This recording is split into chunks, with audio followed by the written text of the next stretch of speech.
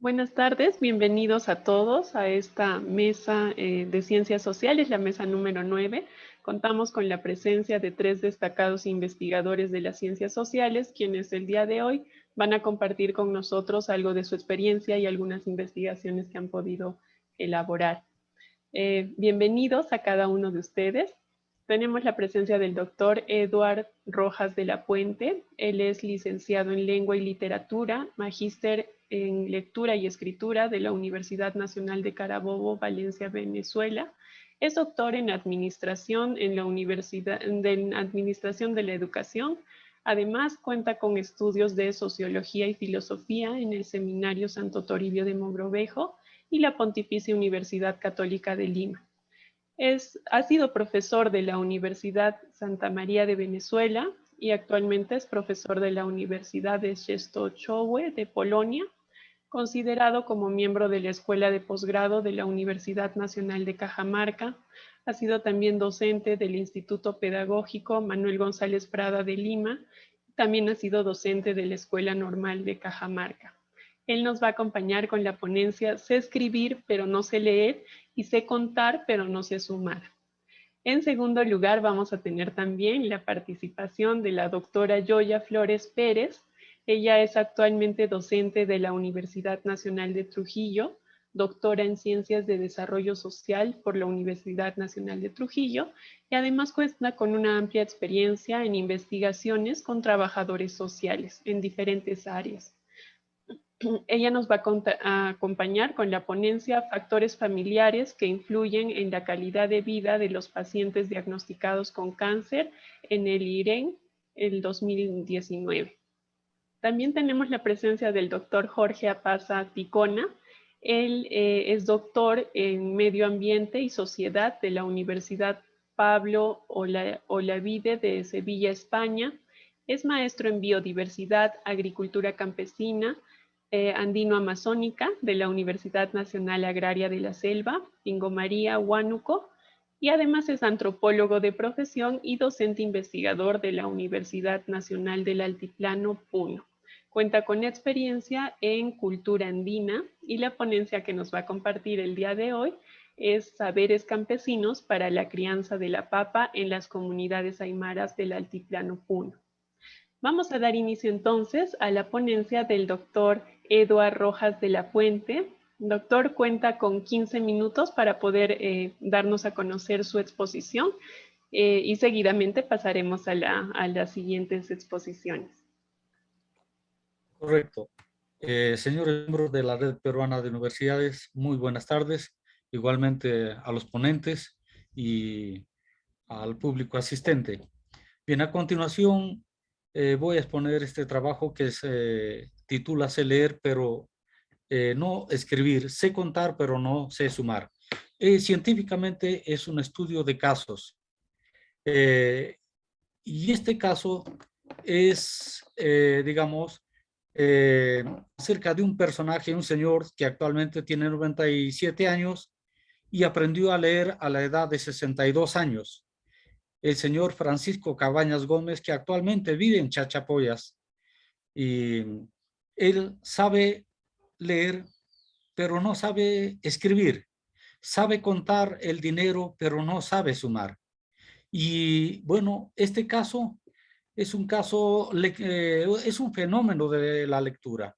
Y los estudios de casos siempre se toman de manera particular. Tal es así que me atreví a hacer el estudio de este personaje, ¿no? La presente investigación sobre don Francisco Cabañas Gómez se realizó durante 5 años en la ciudad de Chachapoyas. Esta investigación es de carácter social y educativo, tratando de comprender este fenómeno de una persona que sabe leer, pero no sabe escribir y nunca asistió a la escuela. Corroborado, comprobado, ¿no? Y que sabe contar el dinero porque, como vemos acá en las fotos, el estudio se realizó durante 5 años, con muchas promociones de diferentes facultades y carreras, ¿no? Que los apasionó a los muchachos el conocer este fenómeno de lectura, ¿no? Entonces, para ello nosotros nos fundamentamos para ver qué es lo que dice la RAE acerca de analfabetismo o quién es un analfabeto. Y dice, conceptualiza la RAE, la Real Academia, que analfabeto es aquella persona que no sabe leer y escribir. Entonces veremos al final de este trabajo si don Francisco Cabañas Gómez es un analfabeto, sí o no.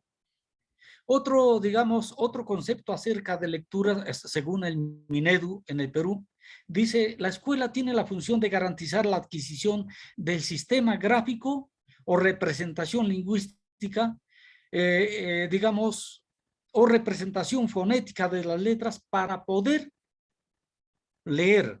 Si uno no tiene una, digamos, esta representación alfabética o gráfica, la persona en el nivel primario no puede aprender, digamos, a leer. Veremos al final si eso es cierto o si el Minedu está totalmente errado en este concepto acerca de la enseñanza de la lectura y de la escritura. Y si lectura y escritura tienen algún nexo intrínseco o no, ¿no? Acá vemos a continuación también muchos alumnos con don Francisco Cabañas Gómez, como les digo, que tienen actualmente 97 años, acá con mi persona, con alumnos de antropología, de psicología, que se interesaron mucho en este caso, ¿no? En este caso, estudio de casos muy interesantes. Muy bien, a continuación paso a la siguiente diapositiva. Para este estudio se aplicó el método de la comprensión, pasando por 5 etapas que fueron las siguientes: la selección del caso, la elaboración de preguntas con participación de 800 alumnos, que el estudio se comenzó el año 2016. Y como son estudios de casos, llevan a veces años. Y recién, este año se terminó el trabajo con la plasmación de un libro denominado Sé leer pero no sé escribir, sé contar pero no sé sumar. Bueno, luego como tercer paso se localizó las fuentes y recopilación de datos acerca de este fenómeno de lectura. El cuarto, el análisis e interpretación de resultados, todos ellos cualitativamente. Y finalmente, el trabajo de investigación de este estudio de casos terminó con la elaboración de un informe que se concluyó en un libro, el cual ya les hice mención: sé leer, pero no sé escribir; sé contar, pero no sé sumar. A continuación, nosotros tuvimos que primero conocer el contexto, como todo estudio de casos. El contexto, el lugar donde vive, qué hace esta persona,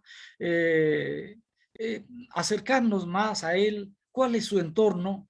Y como primera imagen vemos que don Francisco Cabañas Gómez y su esposa asisten actualmente a la Iglesia de los Testigos de Jehová, y él es considerado, como ahí le llaman, un anciano, a tal punto que mi persona y ciertos alumnos, de manera muy estratégica, nos hicimos amigos de él y tratamos de observar cómo él leía en su iglesia, cómo participaba. Aparte de ello, en la segunda imagen vemos alumnos en su casa. Asistimos a su casa para presenciar qué es lo que hacía él y también conocer más acerca de su vida, de su historia. Él nunca asistió a la escuela, nació, como les dije, en un distrito en una hacienda de Chachapoyas, y él nunca llegó a la escuela, al igual que su esposa. Entonces, fuimos anoticiándonos, conociendo, utilizando el método de la mayéutica, preguntando y viendo diversas estrategias para confirmar si lo que sucede con él es realmente cierto. Vemos acá otros grupos de alumnos de diferentes facultades, acá también, y finalmente vemos muestras donde él escribe casa. La palabra casa convencional es palabra mía, e igualmente árbol es palabra mía, y encima de estas encontramos garabatos que le insistíamos a él que escriba, pero él nos decía no sé escribir, y evidentemente muestra que no sabe escribir. Esta es una de las muestras. Vemos también que le pedíamos que sume cuánto es 3 más 4. Y él nos decía, por decir 10, 2 más 3, 11, pero entonces no se evidenciaba que no sabe sumar. Acá vemos la palabra casa escrita por mi persona de manera convencional y casa escrita por él, ¿no? Con lo cual nos evidenciaba que es un garabato y no sabía, no sabe escribir. Posteriormente, este personaje en estudio evidenció, como lo digo, que no sabe escribir, pero sí sabe leer. No sabe sumar, pero sí sabe contar. Acá tenemos en una foto, vemos él contando el dinero. Le dimos monedas de diferentes cantidades y le sustraíamos una moneda y le pedíamos que nos diga cuánto es, y evidentemente demostraba saber contar, pero cuando le dábamos números en un papel, él no sabe sumar. Entonces procedimos a seguir el estudio. Como resultados de este estudio tan interesante, estudio de casos, se evidenció que no era un fenómeno de hiperlexia. Hiperlexia es aquel niño que sabe leer las palabras en cualquier forma, invertidas, alteradas, digamos, de cualquier forma. El niño lo lee y es un fenómeno, es una característica que se da en niños con mucha habilidad mental. Pero descubrimos que no es un fenómeno de hiperlexia. Más bien, fuimos corroborando que se dieron otros aspectos muy interesantes en este estudio. Se corroboró que practicaba una lectura informativa y no superficial, sino profunda. Además de todo, que lee. Todo esto se categorizó en los siguientes términos para ver si lo que lee realmente es con profundidad. ¿Por qué? Porque interpreta, comprende y explica lo que lee. Le dábamos una lectura y nos explicaba lo que lee. Por otra parte, se corroboró la falacia, o valga decir el término, la mentira del método fonético, que para poder escribir, para poder leer es necesario e imprescindible saber escribir o en alternar las vocales con las consonantes. Se ha corroborado que no es cierto eso, que él aprendió a leer sin necesidad de saber las letras, el abecedario o el método fonético. Aprendió a ver la palabra como un todo. Y que dicho personaje no es analfabeto, según menciona el Minedu, o la RAE dice analfabeto es aquel que no sabe leer y escribir. La pregunta es, si una persona que comprende lo que lee, que interpreta lo que lee, que da conceptos, que su léxico es amplio y con jerarquía lógica, jerarquía expresiva, yo creo, y los alumnos que hicimos este estudio, que no es un analfabeto, ¿no? Entonces, y que no es necesario adquirir el sistema gráfico o de representación lingüística de las palabras para poder aprender a leer. No es necesario. En la etapa inicial de la educación primaria, para poder aprender a leer convencionalmente, se le exige al niño que alterne las letras, las letras, por decir, las vocales con las consonantes. Y con esto se corrobora que eso no es necesario. Pero el presente estudio se demuestra todo lo contrario, que no es necesario aprender a escribir para aprender a leer. En las evidencias de estos estudios se verifica que él reconoce las palabras, asimila los contenidos, integra los elementos para poder entender el contenido y que además retiene. ¿Y cómo verificamos que retiene? Cuando fuimos a observar en su iglesia o cuando muchos alumnos se ponían estratégicamente detrás de él para verificar que lo que se lee, sí, digamos, es coherente. Y otros delante de él. Entonces, y también para verificar que estaba leyendo lo que nosotros le habíamos pedido, porque al azar le sugeríamos que lea cualquier libro y cualquier párrafo para verificar que no se ha aprendido. Y también él almacena bien la información, comprende un texto y predice también lo que dice un texto. Se adelanta a lo que dice un texto. Por último, don Francisco Cabañas Gómez, podemos decir que aprendió como un resultado que aprendió con el método en activo. En activo significa repitiendo las palabras una y otra vez, viendo una palabra como un holo, como un dibujo, como un todo, no como nos enseñan en la escuela una palabra de manera disgregada o en sílabas. No, él ve la palabra como un todo, o como solemos ver a una persona que no es ágrafa o no sabe leer, se le dice en un dibujo de Coca-Cola, le pedimos, ¿qué dice ahí? Y una persona que no sabe leer dice, es Coca-Cola. ¿Por qué? Porque vea la palabra como un dibujo. Como conclusiones aseverativas de un lector, finalmente podemos concluir que don Francisco Cabañas Gómez reconoce las palabras, asimila los contenidos, integra los elementos, retiene y almacena información, comprende un texto y predice. Don Francisco Cabañas Gómez, como vuelvo a decir, aprendió con el modelo en activo. Concluimos que don Francisco Cabañas Gómez, en él se da la neuroplasticidad del cerebro, que es decir, que el cerebro se adecua a nuevas formas. Y también se corrobora la falacia o la mentira, valga decir, del método fonético, que para poder leer es imprescindible saber escribir. Él aprendió a leer a los 62 años y muchas personas, aparte de nosotros, de los 800 alumnos que participaron, aparte de ello, las personas que de su iglesia corroboran que él asistió a partir de los 62 años y a partir por el deseo de conocer la Biblia, se vio impulsado a leer, dejando de lado la escritura. Se corrobora la falacia, como lo dije, la falacia del método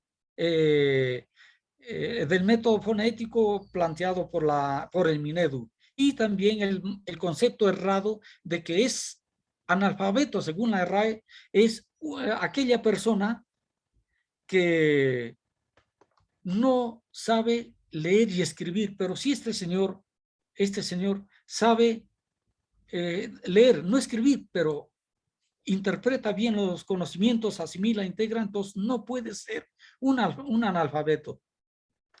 Bien, como conclusiones del presente estudio, don Francisco Cabañas procedió de la siguiente manera a leer en sus primeros pasos, digamos, como lector, y su fervoroso deseo de compartir la Biblia, por decir, con las personas.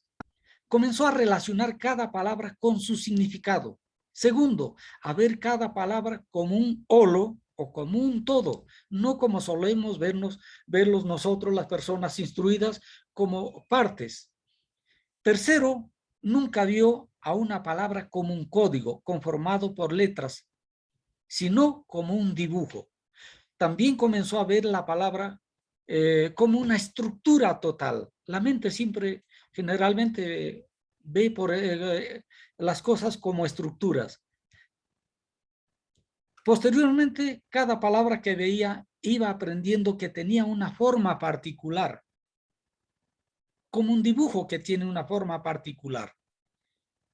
Las primeras palabras, según indagamos en este estudio, que aprendió don Francisco Cabañas, fue Dios, árbol, fe, amor. Acá a continuación vemos unas fotos de don Francisco Cabañas Gómez con alumnos de turismo, acá con otros alumnos de ingeniería agroindustrial, y como vuelvo a repetirles, son muchas las promociones y facultades que han tenido mucho interés en palpar este caso sui generis, que terminó con la plasmación de este libro que hoy se encuentra en la Biblioteca Nacional del Perú, y un libro de carácter científico, y que la derrama magisterial se ha interesado mucho en analizar este libro porque es de carácter científico y o sea, tomar en cuenta el hecho de cambiar ciertos conceptos acerca de lectura y acerca de escritura, ¿no? Las Doctor palabras, Edward, muchísimas gracias por su participación. Luego vamos a tener un tiempo para absolver las preguntas de nuestro público, que las pueden ir dejando en el chat para que luego nos pueda absolver las preguntas. Ha sido una investigación muy interesante y de tanto tiempo. Vamos a tener un espacio al finalizar para poder comentar un poco al respecto. Le muchas agradecemos gracias. por su participación. Gracias, señorita Bien, Rosa. tenemos también la presencia de la doctora Yoya. Le dejamos el auditorio para que usted pueda darnos a conocer su investigación.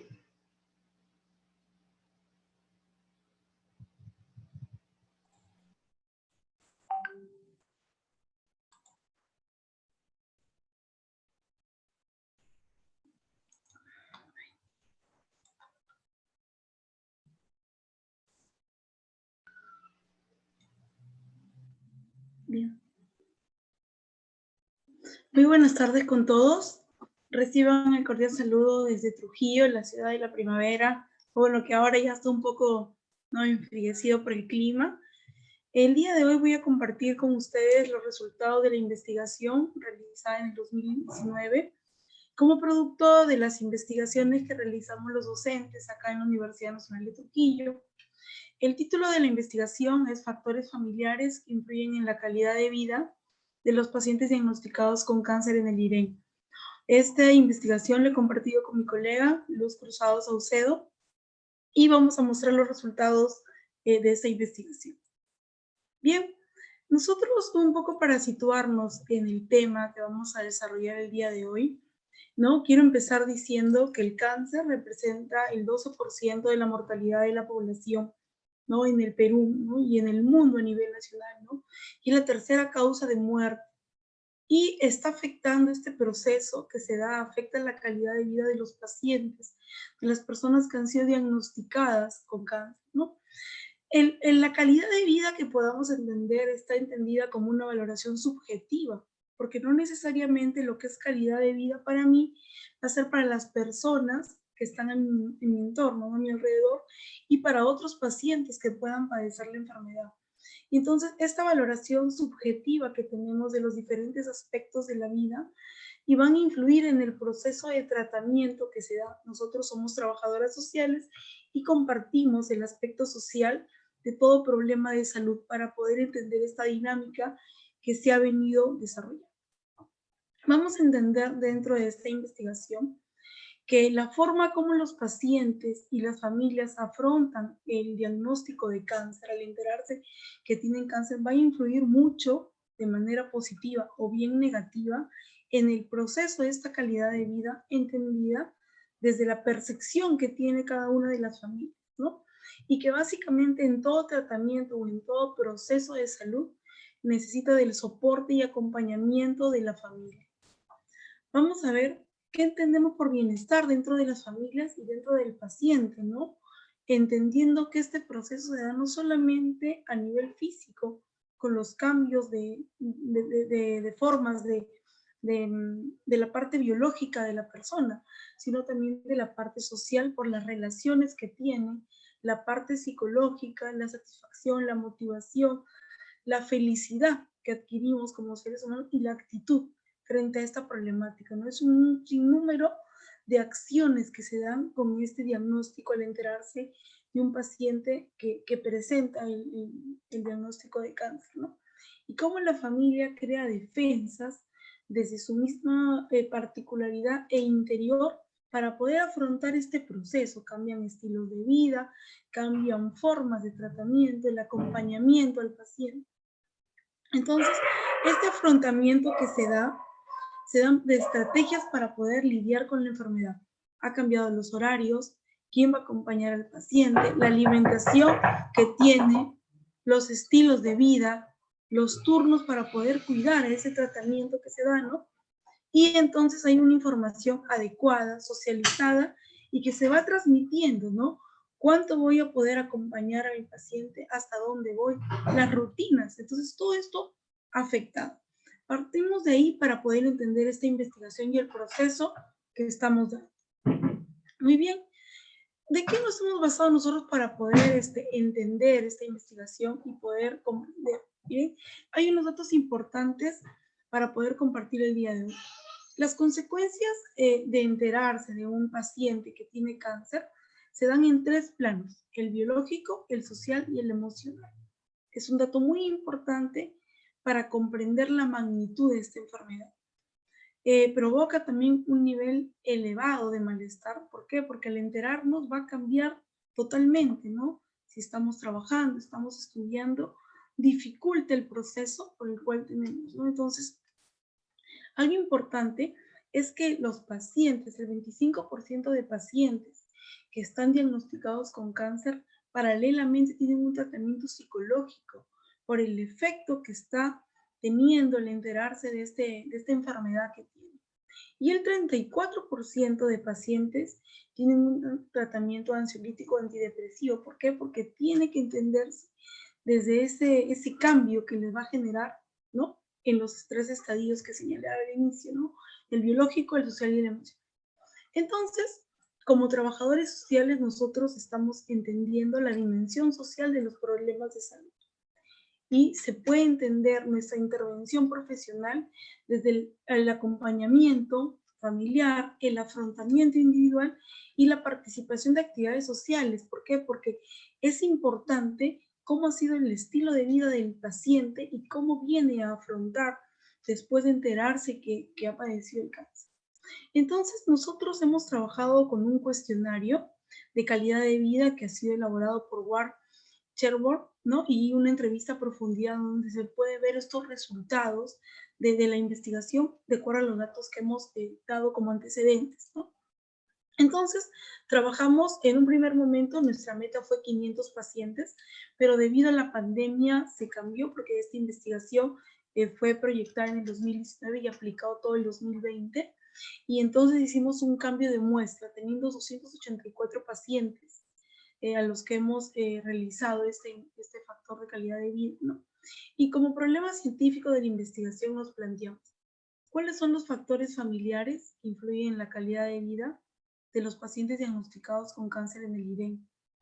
Como hipótesis, que viene a ser el supuesto en nuestra investigación, encontramos que los factores familiares que influyen en la calidad de vida de los pacientes diagnosticados con cáncer se encuentran enmarcados dentro del estado biológico para poder entender el cambio de imagen personal, el estado social para el nivel de afrontamiento ante la enfermedad, el soporte familiar, la participación en actividades sociales, el estado emocional para comprender el cambio de estados de ánimo y el sentido de vida. Como objetivos, teníamos planteados determinar los factores familiares que influyen en la calidad de vida de los pacientes diagnosticados con cáncer, describir cómo se realiza el acompañamiento de la familia a los pacientes con cáncer e identificar el nivel de calidad de vida de los pacientes. Muy bien, vamos a ver los resultados que hemos tenido y que hemos, producto de los instrumentos aplicados, ¿no?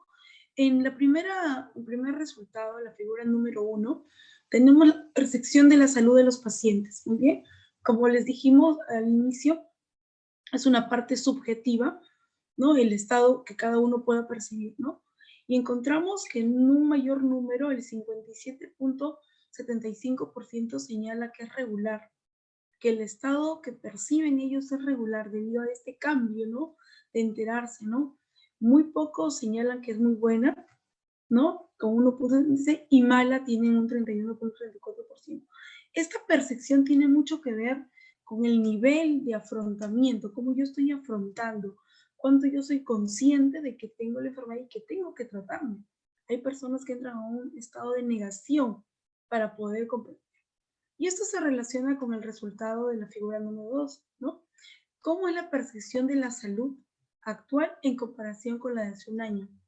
¿No? ¿Qué fue lo que sucedió? Muy bien, y encontramos, por ejemplo, que el mayor número, que es un 75.35%, señala que más o menos igual que la del año pasado. Entonces, son pacientes que fueron diagnosticados y que continúan con tratamiento y evalúan que el estado de salud se encuentra en un estado, como decir, en el mismo, ¿no? Proyección. Hay una proyección que va subiendo o bajando. En menor número encontramos algo peor que el año pasado, 10.92, porque hacen un tratamiento, y mucho peor que el año pasado, un 5.63%, que es un menor número, ¿no? Vamos a encontrar otro resultado, los más saltantes. Por ejemplo, en la figura número 3, estamos contemplando el estado de salud y actividades que puede realizar en un día normal el paciente. Sabemos que afecta, como ya dijimos, la parte biológica, la parte física, y esto tiene que ver con la fuerza y las actividades que realizaba antes de enterarse que tiene la enfermedad y después. Por ejemplo, miren, acá hay una serie de actividades como por ejemplo esfuerzos intensos, esfuerzos moderados, coger o llevar una bolsa de compras, subir varios pisos por la escalera, subir en un solo piso por la escalera, agacharse o arrodillarse, caminar 1 kilómetro o más, caminar varios centenares de metros, caminar unos 100 metros y bañarse o vestirse por sí mismo. Y va a ir desde el grado más pequeño hasta un grado más alto de dificultad. Y encontramos, por ejemplo, que algunas de las actividades han cambiado para ellos. Acá tenemos una escala de valoración, no me limita nada, sí me limita y sí me limita mucho. Muy bien, encontramos, miren, cuando decimos que sí me limita, muy bien, tenemos que decir el limita que encontramos. Por ejemplo, los esfuerzos intensos, ¿no? Limitado, esfuerzos moderados, en un 22.89%.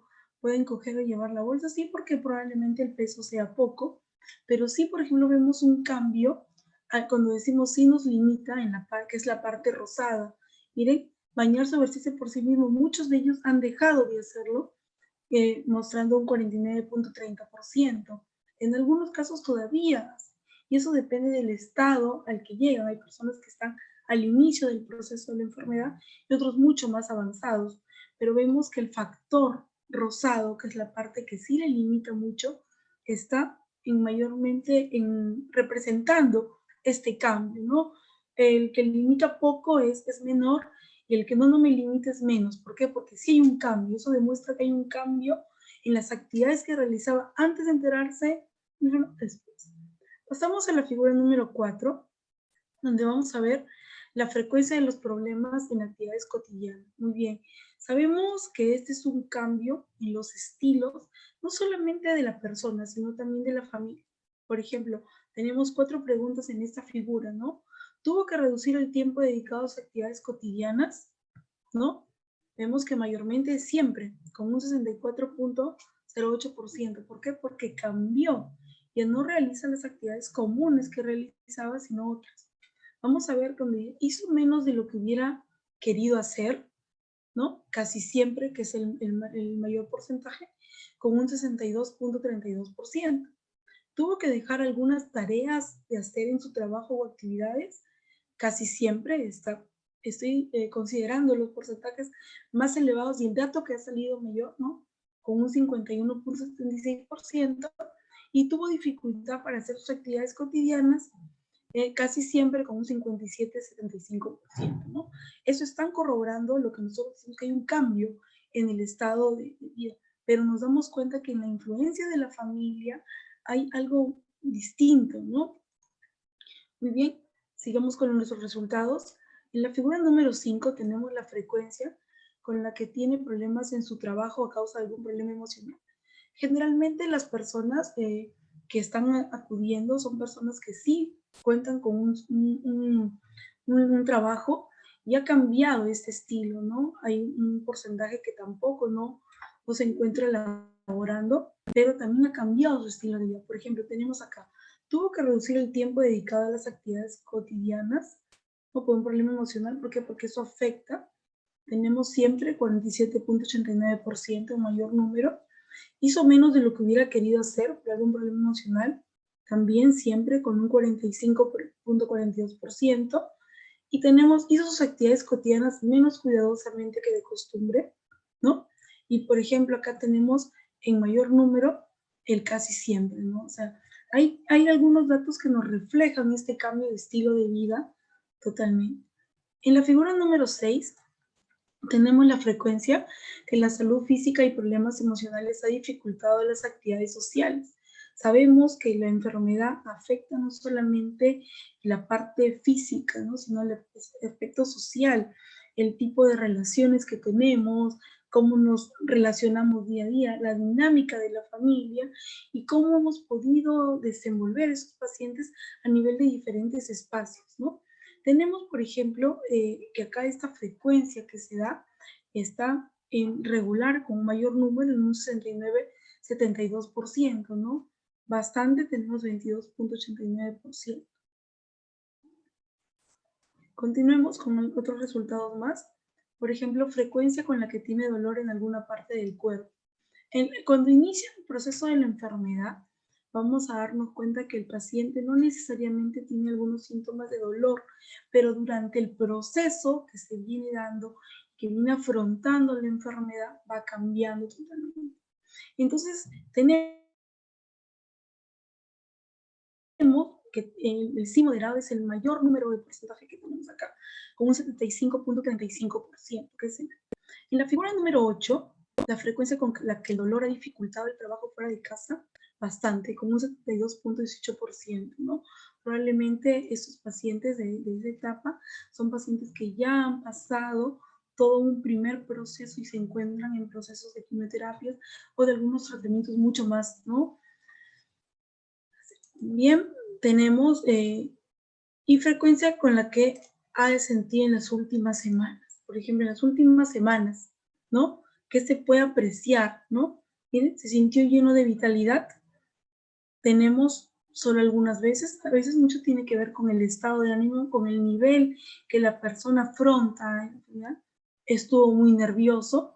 Encontramos, ¿no? Que hay pacientes que nos señalaron, por ejemplo, que nunca, 36,97%, es el nivel que tienen para afrontar, sobre todo la familia como acompañamiento en este proceso. Sintió tan bajo de moral que nada podía animarle, ¿no? Encontramos un grupo que señala que siempre, con un 42,61%, y un grupo de casi siempre con 39,44%. Se sintió calmado y tranquilo, tenemos, ¿no? Nunca 61,27%, tuvo mucha energía, ¿no? Es una pregunta solo algunas veces, con un 43,31%.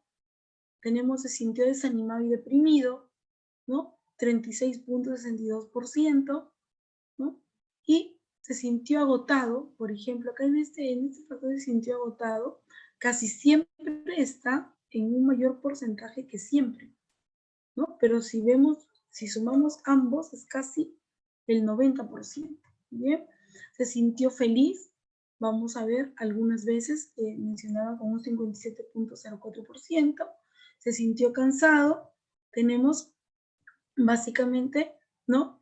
Los pacientes casi. Entonces vamos a ver que estos resultados nos permiten reflejar cómo varía el proceso de afrontamiento a la enfermedad, varía este proceso de afrontar, de enterarse que tiene cáncer con el soporte y acompañamiento de la familia.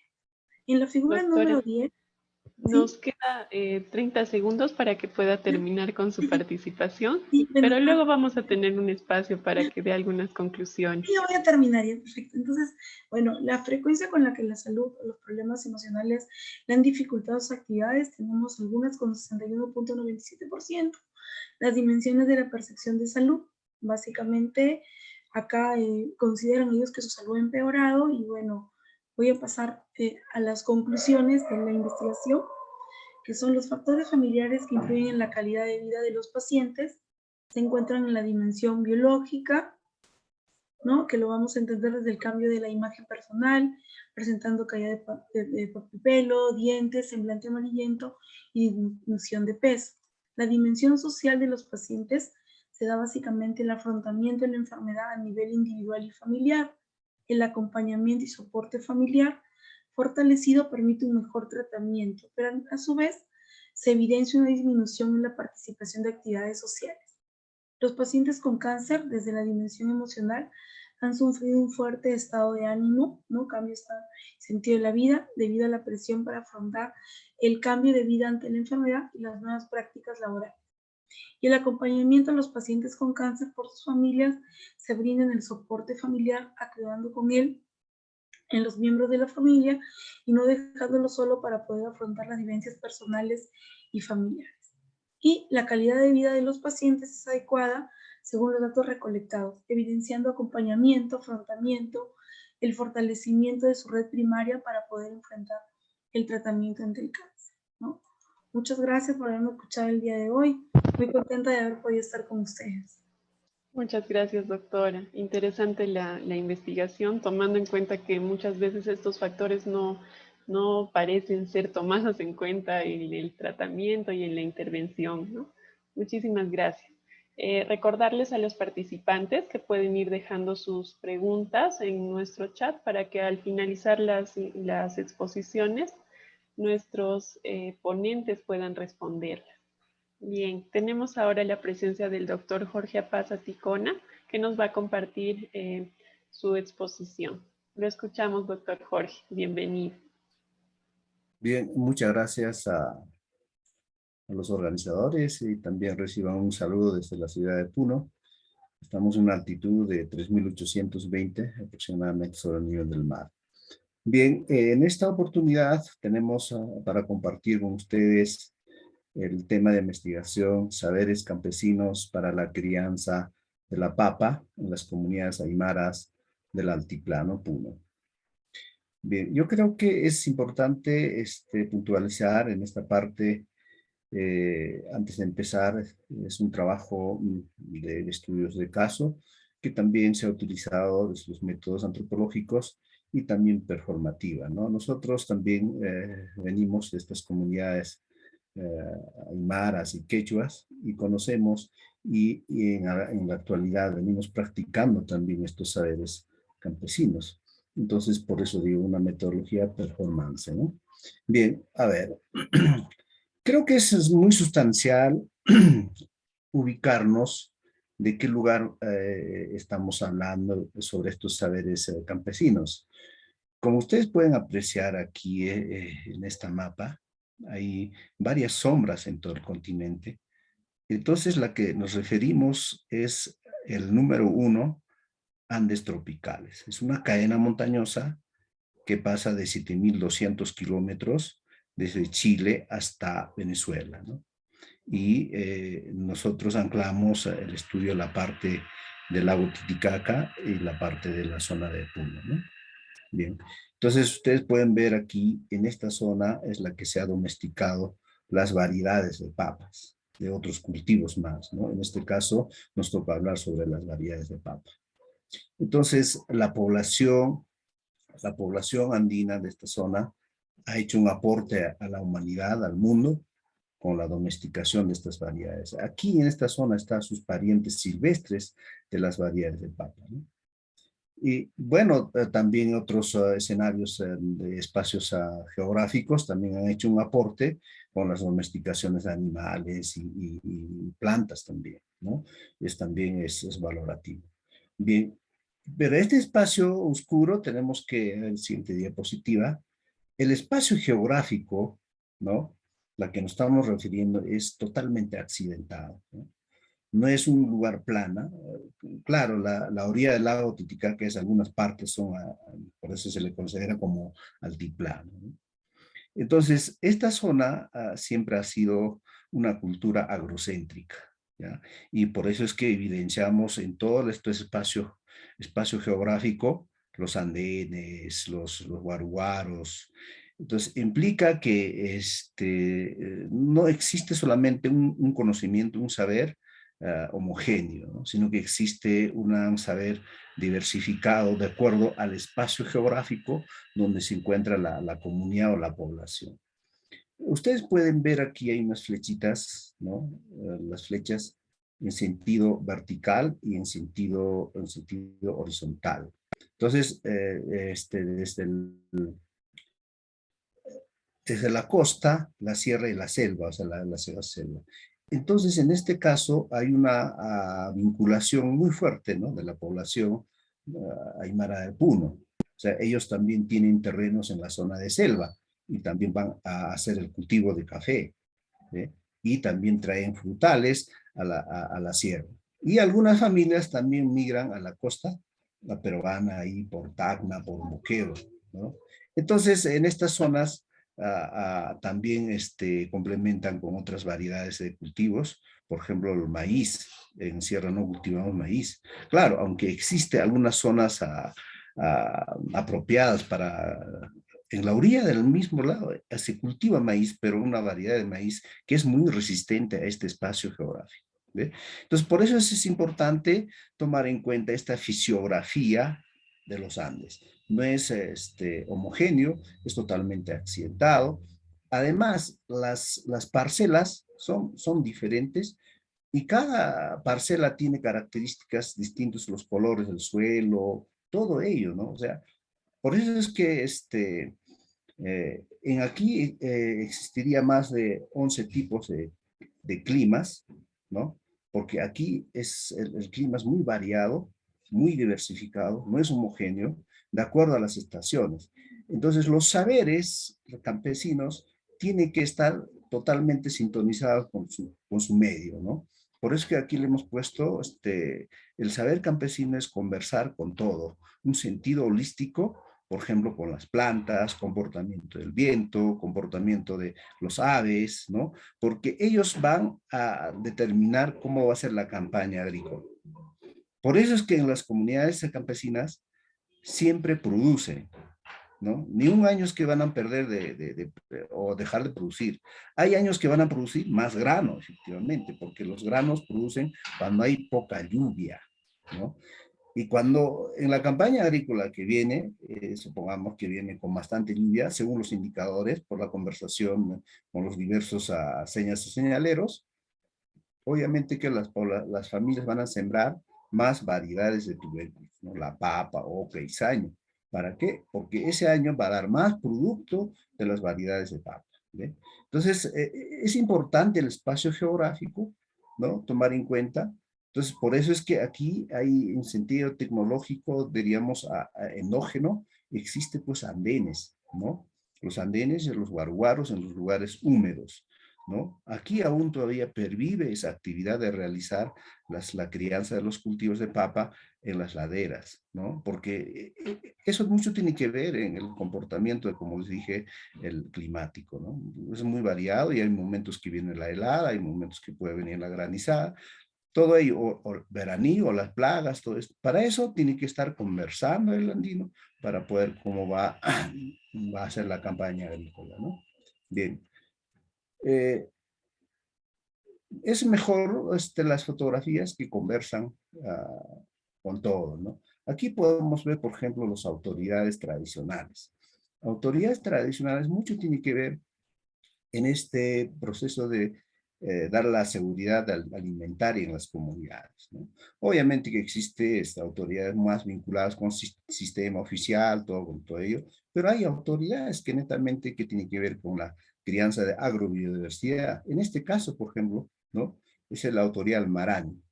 Ellos tienen que conversar con todos los indicadores y tienen que transmitir ese conocimiento, ese saber a la población joven, ¿no?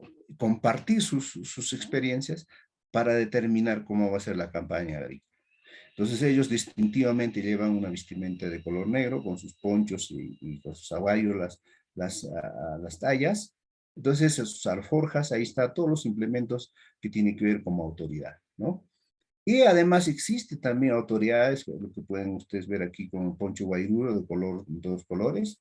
Esos sí están vinculados con las autoridades oficiales, con gobernador, con todo ello, ¿no? Entonces tendríamos un sistema de autoridades dos. Pero es importante aquí la participación de los niños. Los niños también pasan el cargo, ¿no? No es que para ser autoridad uno tiene que ser letrado, que haber pasado por instituciones educativas, que sepa hablar bien, todo ello. No, aquí los niños también pasan el cargo, ¿eh? Entonces, es imprescindible, por ejemplo, tomar en cuenta en este contexto pero aún pervive esto en algunas comunidades. Obviamente que en algunas zonas ha sido trastocada estas expresiones culturales, ¿no? Bien, seguimos aquí, tenemos las imágenes. Ah, las actividades de la crianza de la papa se realizan en dos momentos: actividades ordinarias y actividades extraordinarias. También podemos llamar tiempos ordinarios y tiempos extraordinarios. Ordinario vendría a ser lo que siempre se hace en la comunidad. Pero la siembra de papa, las actividades culturales se realiza en momentos más apropiados, ¿no? Por eso es que aquí en este costadito tenemos un calendario, ¿no?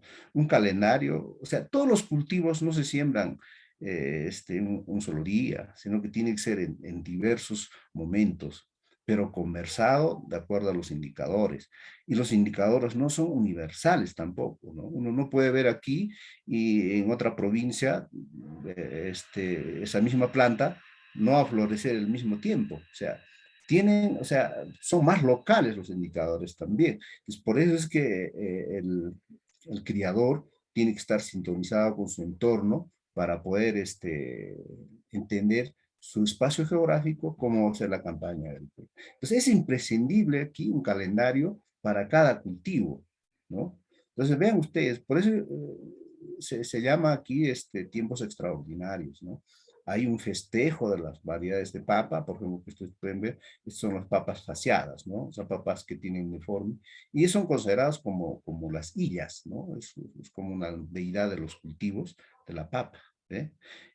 Y esto tiene su fiesta, ¿no? Aquí está con su música. Hay músicas relacionadas con la papa, de cultivo, ¿no? En este proceso, digamos, de entender el tema de religiosidad, la pluralidad religiosa, mira, los santos también se han convertido en chacareras. Este es un santo Santa Bárbara, mira, cargando todos los productos, ¿no? Porque también participa, esto se convierte como un indicador, como una seña. Santa Bárbara se realiza pues el 4 de diciembre, ¿no? Y las autoridades le hacen cargar frutos, o sea, los nuevos frutos y también las habas, todo ello, ¿no? Mira, cómo la Virgencita se ha convertido en chacarera, ¿ve? Entonces, por eso es que la cultura también recibe con sus propios patrones, ¿ve? A ver, siguiente diapositiva. Aquí sí es importante, mira, ustedes pueden ver, esta fotografía, ese es el pariente silvestre de la papa, ¿no? Está donde las roquedales, ahí, y produce distintas variedades, distintos colores de papa, ¿eh? Pero en la actualidad, algunos están usando como medicinal, ¿no? Sus frutos utilizan como para luxaciones, todo. O sea, hay un saber para utilizar. Por eso es que todo es imprescindible. Vean ustedes aquí la forma de surco que ustedes aprecian. Estos surcos son de acuerdo a la campaña agrícola. Esto está hecho para poca lluvia, ¿no? La poca lluvia que cae entonces se va a quedar en los surcos, el agua que puede abastecer a los follajes. Pero si es que sería un año de mucha lluvia, no tendría que tener estas como tranqueras ahí, sino que para que fluya, para que trene el agua, para que no se malogren los follajes, ¿no? Entonces hay una sabiduría extraordinaria para la crianza. Vean ustedes aquí esta fotografía, mira, esta papa por lo menos tiene más de 20 ojos, ¿no? Pero esta papa no va a ser comprado para pollería, está en extensión estas variedades, ¿no? Y pocas veces que podemos encontrar en las comunidades, ¿no? Estas chiquiñas, porque estas variedades es exclusivamente solo para el sancochado, no es para pelar, ¿ve? Pero por estrategia en las comunidades se cultiva una variedad, una diversidad. Hay algunas papas que son resistentes a la humedad, hay otras papas que son resistentes a la helada, ¿ve? Entonces, por esa misma sabiduría utilizan mezcla. O sea, por lo general no utilizan una sola variedad, o sea, un solo color, ¿no? O las papas híbridas, ¿no? ¿Ve? Entonces, aquí podemos ver dos fotografías como muestra que he traído. El zancayo, por ejemplo, es una variedad de cactácea que está en todos, aquí en la ciudad de Puno, en algunas partes existe. Entonces, esos son los indicadores. Estos van dando su fruto y van observando. Así de esa forma observan varias diversidades de plantas también. En caso de los peces, este es el caso del pez del lago Titicaca, también son observados, ¿no? Pero, ¿para qué? Para tener una seguridad alimentaria para producir los cultivos de la papa, las variedades de las papas, ¿no? Bueno, entonces es imprescindible, por ejemplo, la sabiduría campesina para poder dar la seguridad alimentaria. Bien, con todos esos detalles, yo quiero leer esta conclusión. En las comunidades aymaras están vigentes las conversaciones con las diversas señas y señaleros indicadores climáticos. En el proceso de la crianza de la papa, según las experiencias de los aymaras, existe un calendario agrofestivo de cultivo de papa, estructurado en 4 etapas en los diferentes meses del año. Cada lugar además posee sus propias señas y señaleros. Estas indican o anticipan al agricultor sobre los tiempos y momentos de la siembra, así como el lugar donde se debe sembrar primero o retrasar la siembra. Estas señas son animales, plantas y comportamiento de los astros que son anterioridad a la época de la siembra de la papa. Se comportan de una determinada manera que es el agricultor lee e interpreta. Eh, yo quiero concluir así esta conclusión porque es imprescindible los saberes campesinos para dar la seguridad alimentaria. Muchas gracias. Muchas gracias, doctor Jorge, por este importante aporte con su participación. Vamos a pasar a algunas preguntas que se han ido formulando. En primer lugar, para el doctor Edward, quisiésemos saber cuáles han sido los instrumentos que ha utilizado en la recopilación de información y cómo se han establecido los criterios de validez de los mismos. Yeah. Los instrumentos que se han utilizado son la entrevista estructurada, eso generalmente. Y como es un estudio de casos, es un estudio personal, no es un estudio como uniforme como suelen ser en estudios positivistas. Los estudios de casos son particulares solamente de una persona, como suele ser el famoso caso del niño Asperger, ¿no? Es un caso típico que se tiene que estudiar a la sola persona. Entonces, la validez del instrumento lo puede dar el mismo investigador, ¿no? El mismo, porque es un estudio de casos, ¿no? Un estudio, como les decía, un estudio sui generis, que estos casos no llegan a casos matemáticos o estadísticos, numéricos, sino se categorizan en palabras para ir desarrollando en mayor profundidad el asunto, el problema a investigar.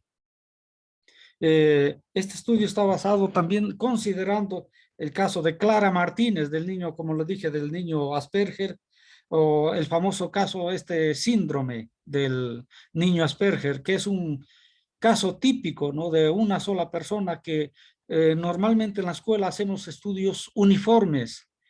En cambio, el estudio de casos son estudios particulares, únicos, ¿no? Y necesitan de un especial trato investigativo.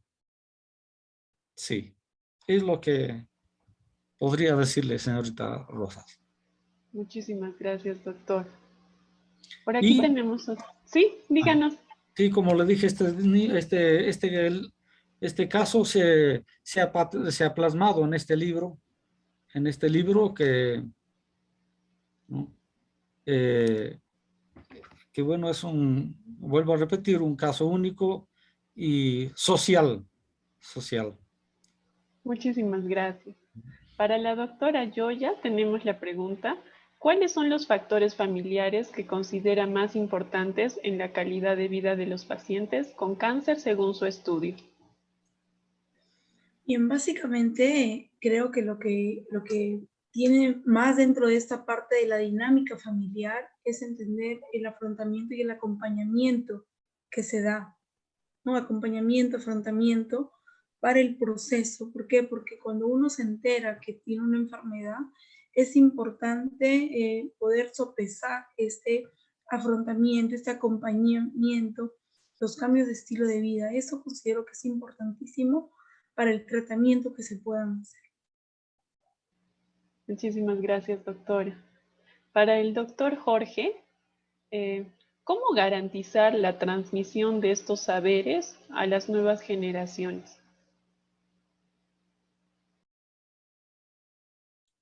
Gracias.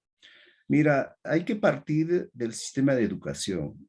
La educación en el Perú no ha sido muy amable con los saberes de las diversos grupos culturales, ¿no?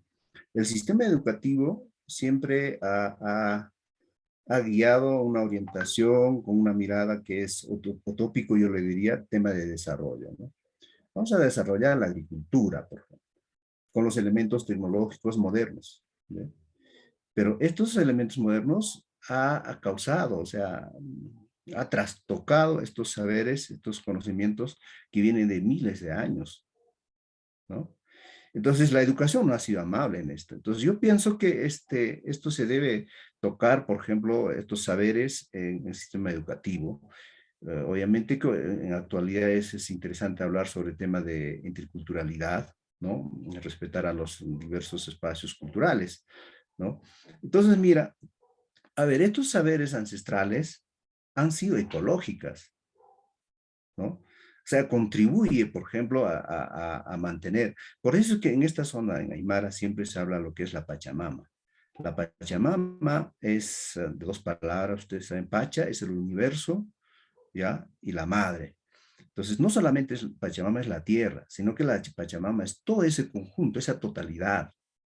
Las plantas, los árboles, el aire, el sol, la luna, de lo cual tiene que haber una conversación, esa conversación holística, ¿no? Con todo. Un viento del sur me puede indicar, me puede conversar. Entonces, mira, el término de conversación es mucho más allá de que puede existir entre dos personas. Entonces, es muy interesante también su trabajo de Edward, por ejemplo, mira, en tema de escritura, todo eso, ¿no? Entonces, va mucho más allá de la noción de conversar entre dos personas, sino que conversa con las plantas, ¿eh? Conversa con su sueño, conversa con los animales. Entonces, esa conversación fina, ahí está el secreto, la sabiduría para poder producir, por ejemplo, su alimentación de manera más natural, ¿no? Entonces, es importante recuperar estos saberes. Yo creo que está depositado en los ancianos, ¿no? Yo le llamaría los curiosos que siempre están recogiendo por ahí unas variedades que están desapareciendo, están poniendo en sus chakras. Entonces, ahí está el saber, ¿no?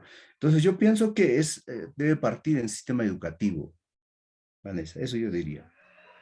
Muchísimas gracias, doctor Jorge. Para el doctor Edwards, ¿qué recomendaciones le daría a los jóvenes investigadores que quieren empezar a formarse para seguir el camino de la investigación desde el enfoque cualitativo y los estudios de caso como el que nos ha mostrado?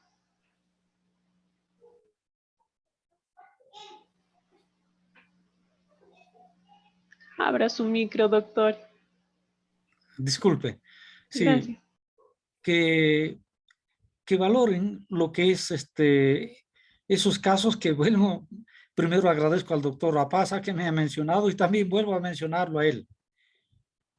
Trabajé yo en la Universidad Intercultural de Quillabamba y ahí empecé a valorar digamos, los conocimientos ancestrales de los machiguenga, de estas culturas. Entonces, yo lo que les recomendaría que a los jóvenes que valoren la identidad cultural. Por eso han aparecido 4 universidades interculturales en el Perú, digamos, desfasándose de las universidades convencionales. Y las universidades interculturales necesitan un tipo de investigación que no es una plantilla, sino un tipo de investigación que valora, va a otros aspectos más trascendentales. Yo les diría a los jóvenes que valoren esos conocimientos ancestrales o esos casos que son únicos que está mencionando el doctor Apaza, ¿no? Que parecen a veces no ser conocimiento científico, pero son conocimiento científico. Y por esas razones que han aparecido las universidades interculturales, porque en nuestras etnias hay mucho conocimiento acerca de las plantas. Nada es desconectado, todo es interconectado, todo en la naturaleza, el ser humano, todo está interconectado. Como dice el doctor Apaza, a las plantas hay que hablarles con cariño, porque el ser humano es energía, ¿no? Entonces, en ese sentido, le recomendaría valorar esos casos únicos que parecen que no deben, no ameritan investigación y que solo pensamos que investigación es lo positivista, nada más, o aquella investigación que necesita de una plantilla o respetando todo tipo de investigación, cuestiones que necesita de cuestiones numéricas y estadísticas. Eso es investigación, pero hay otras investigaciones más que son las investigaciones interculturales, las investigaciones que se salen de ese esquema, ¿no? Gracias. Muchísimas gracias, doctor. Doctora Yoya, quisiéramos saber también su opinión en relación a cómo podríamos mejorar la calidad de vida de los pacientes que no cuentan actualmente con un soporte familiar o que se encuentran lejos de sus familias para poder llevar su tratamiento. Bien, es muy importante dentro de un proceso de salud y enfermedad que se da, es el afrontamiento individual y también familiar, ¿no? Muchas veces, y se ha podido percibir en la investigación, hay pacientes que no cuentan con un núcleo consistente, un núcleo sólido que permita este apoyo, este afrontamiento, ¿no? Pero también viene a ser la parte personal. Muchas veces hay personas que no cuentan con una red primaria como la familia, pero sí cuentan con una red secundaria, que puede ser amigos, vecinos o la familia más extensa, ¿no? Pero yo creo que dentro de todo este proceso que se da, si bien es cierto el factor familia es vital y súper importante, también tiene que ver con la parte personal. ¿Cuán preparado estoy yo para afrontar? ¿No? Hay pacientes que sí lo aceptan y llevan este proceso de manera consistente, de manera sólida, el tratamiento y todo el proceso, pero otros que no. Entonces yo creo que tiene que ver con el estado de afrontamiento que da la persona. Si la persona logra entender, afrontar, va a poder superar este proceso, ¿no? Mucho mejor, obviamente, con el tema de familia, ¿no? Pero creo que yo también la parte personal es muy importante, el estado de ánimo, el seguir realizando las actividades de manera continua, porque a veces nos enteramos de un proceso de salud y nos aislamos también conscientemente. Entonces creo que viene con todo ello, ¿no? Muchísimas gracias, doctora. Y tenemos la última pregunta para el doctor Jorge, que nos dice, ¿cuáles son las etapas del cultivo de papa y qué señas aún se pueden encontrar en la actualidad, tomando en cuenta el cambio climático y los factores antropogénicos? Disculpe. Gracias. Mira, tenemos que tener primero presente, cada espacio geográfico es distinto, ¿no? No vamos a hablar en sentido homogéneo, ¿no? Mira, en Puno, como hemos presentado la fisiografía de esta zona, es muy variado, ¿no? Pero generalmente existe, en caso de siembras de cultivo de papa, 3 momentos, ¿ya? Primer momento se siembra en exaltación, en septiembre, 14 de septiembre, ¿ya? Es como la primera siembra, ¿ya? Y la segunda siembra, así un poco más general, es ya estamos cerca a Todos los Santos. Y podemos eso analizar con el camino del sol, con el camino de la luna también. Mucho tiene que ver ese proceso de andanza, ¿no? Y la última siembra que lo van a hacer es hasta en enero, 6 de enero, los Reyes, ¿no? Ahora ustedes dirán, los expertos en agronomía, la papa puede producir, de acuerdo a lo que se llama de la ciencia, 7 meses, ¿no? Pero aquí en algunas zonas puede producir en menos tiempo. También tenemos que ver por la misma variedad de las papas. Hay papas precoces que en 3 meses producen. No serán grandes, pero son chiquititas. Pero mucho tiene que ver este espacio geográfico, ¿no? Entonces, por lo general, tiene 3 momentos de siembra. Entonces, hay que hacer un calendario, o sea, de acuerdo al espacio geográfico, ¿no? Entonces, ahora, en caso de las señas, existen señas plantas. Por ejemplo, las lunaciones son muy sustanciales para la siembra de papa. No pueden sembrar en luna llena, por ejemplo, ¿ya? Pero el calendario puede fallar también. O sea, el calendario Bristol que utilizan más por esta zona, Bristol dice que luna llena es, supongamos, hoy día. pero conversando, o sea, la andanza de la luna, no es hoy día, puede ser mañana, ¿ya? O puede pasar por horas, ¿ve? Entonces, el andino, el criador, tiene que estar conversando permanentemente para poder puntualizar su actividad, ¿no? Entonces, las plantas, por ejemplo, florecen, o sea, son observaciones las floraciones y los frutos, ¿ya? En caso de los aves, por ejemplo, es la mudanza, ¿no? Eh, para que venga la lluvia, por ejemplo, hay aves que se mudan. Entonces, más ejemplo, aquí nosotros tenemos la centinela, el lechito que conocemos. El lechito muda, ¿no? Cuando ya vienen las heladas, desaparece de las orillas del lago. Entonces, las familias dicen, mire, ya está viniendo las heladas, ¿no? Entonces, así ocurre con las señas, que tiene que conversar finamente. Por ejemplo, yo podría decir aquí, un criador por lo menos utiliza unos 45 indicadores de las plantas, los animales, hasta el mismo comportamiento del viento, todo ello, ¿no? Entonces, mira, es un grato escuchar del doctor Edward, por ejemplo, mira, esa simbiosis que existe en distintas culturas. Eso no es una mentira, es la verdad. Pero esos, a veces, por los científicos, o sea, entre comillas, ¿ya? No toman en cuenta, es una cuestión empírica, ¿ve? Pero no, sino que eso es la que funciona, es funcional, es una teoría funcionalista, funciona para los criadores, ¿no? Por eso que existe una diversidad de conocimientos, saberes, que están impregnadas ahí, ¿no? Eso hay que dar un valorativo, ¿no? Eso también vale, o sea, con eso podemos garantizar la seguridad alimentaria, ¿no? No solamente es tantos meses se puede sembrar, hay que conocer, por ejemplo, a ver, yo voy a puntualizar un detalle, ¿no? Un análisis de suelo, un agrónomo entendido sobre el tema, pero en una parcela hay distintos colores de suelo. ¿Cómo lo va a analizar, va a homogenizar esto? No lo puede. O sea, el que entiende, por ejemplo, el criador sabe esa parcela, esa tierra, ese suelo, qué tipo de abono necesita, naturales, en qué momento tiene que sembrar, qué variedad de papa va a sembrar, porque ellos saben. Eso hay que aprender. Por eso es que tiene que haber un proceso de descolonización, un desaprendizaje. Y no sé, ustedes hayan escuchado, por eso las universidades es considerado como aspecto teórico. Hablan, pero no tienen una chacra los agrónomos. Disculpen, de repente en la sala están los agrónomos. Es la realidad. Entonces, ¿qué hay que hacer? Hay que entender. Por ejemplo, un veterinario puede hablar sobre el tema de ganados, inseminación, todo ello. Sacar hasta colores de animales. No tiene ni una alpaca. Entonces, ¿de qué estamos hablando? Por eso hay que conversar, dialogar, hay que aprender en este proceso de aprendizaje en las mismas comunidades.